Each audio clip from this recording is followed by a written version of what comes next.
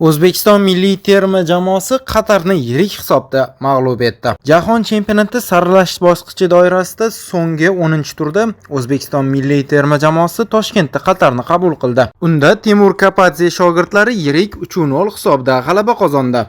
Dastlab 28-daqiqada Aziz Turg'unboyev ajoyib zarbasi bilan hisobni ochdi. So'ng Eldor Shomurodov Jamshid Iskandarovning super uzatmasidan so'ng ikkinchi golga mualliflik qildi. Oradan biroz vaqt o'tib Igor Sergeyev zaxiradan tushishi bilanoq boshi bilan raqib darvozasini ishg'ol qildi va hisobni yirik ko'rinishga keltirib qo'ydi. 3-0.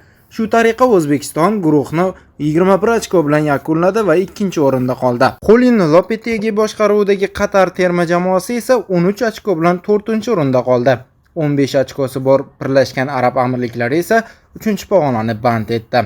Ikki terma vakillari endi play-off uchrashuvlarida ishtirok etadi. Eron va O'zbekiston esa to'g'ridan-to'g'ri mundial yo'llanmasini naqd qildi. Vakillarimizni ushbu g'alaba bilan va ilk bor jahon chempionatida ishtirok etishimiz bilan tabriklab qolamiz. G'alaba muborak bo'lsin hamyurtlar.